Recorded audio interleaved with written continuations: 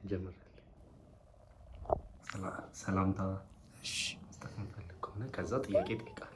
እሺ ወንድማችን ጸጋዬና እህታችን አልማዝ የ60ኛው ዓመት የጋብቻችሁ መታሰቢያ በዓል የሚከበርበት ስለሆነ እጅግ በጣም ደስ ብሎናል እና መልካሙን ሁሉ እንመኝላችኋለን። 60 ዓመት በጋብቻ መቆየት ማለት በጣም በጣም የሚያስደንቅ ነው። የእግዚአብሔር ስጦታ ነው። ምክንያቱም እኮ በኢትዮጵያ ስናስበው እኮ 60 ዓመት ማለት በአሁኑ ጊዜ የአንድ ሰው የመኖር የዕድሜ ጣሪያው እንደማለት ነው። እናንተ በጋብቻ የቆያችሁበት በዚህ ጊዜ እግዚአብሔር ፍሬያችሁን ባርኮ እናንተንም ባርኮ በጤናና በተለያዩ መንገዶች ውስጥ ሁሉ አልፋችሁ እዚህ ደረጃ ላይ መድረሳችሁን ስናይ እኛንም እንድንቀናን ያደረጋችሁንና እግዚአብሔር አብዝቶ ይባርካችሁ።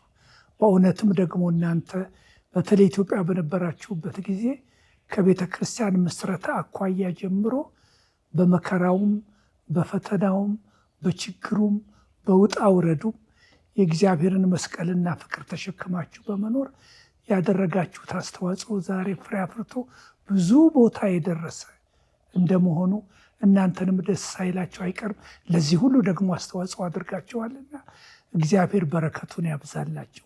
እጅግ በጣም ደስ ብሎናልና ይህ 60ኛው ዓመት የሰላም የደስታ የበረከት በቀሪው ዘመናችሁም ደግሞ እግዚአብሔር በሕይወታችሁ የሚከብርበት የበለጠ ሰላምና ደስታ ሙሉ ጤንነት አግኝታችሁ የምትኖሩበት እንዲሆን እኔና ፀሐይ የልብ ምኞታችን ነው።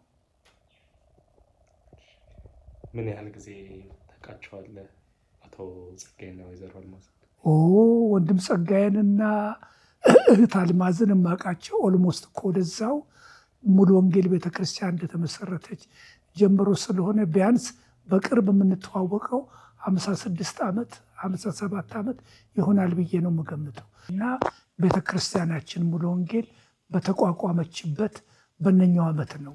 በነገራችን ላይ ሙሉ ወንጌል ዘንድሮ 60 ዓመቷን ታከብራለች።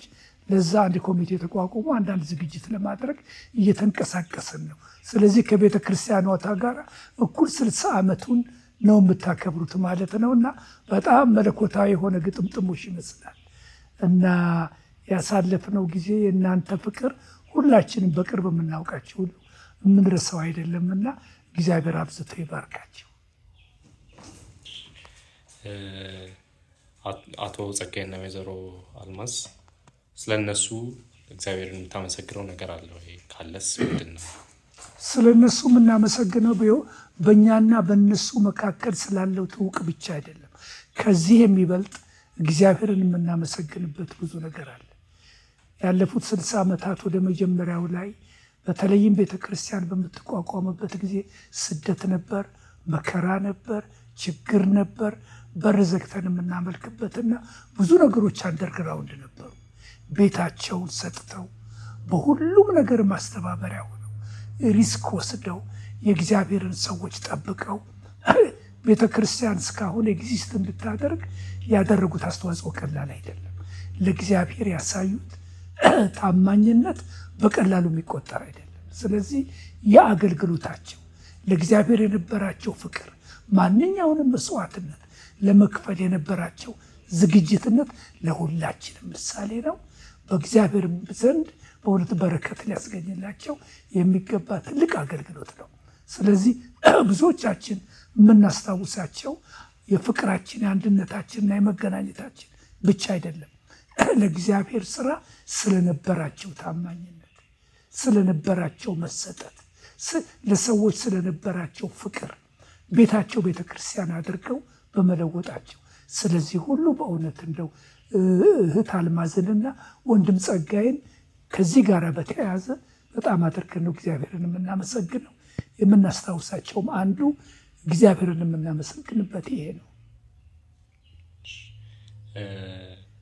አቶ ጸጋዬና ወይዘሮ አልማዝ ከነሱ የሚማሩት ነገር ካለ ወይም የወሰዱት ነገር ካለ በ56 ዓመት ውስጥ ያዩት ነገር ካለ?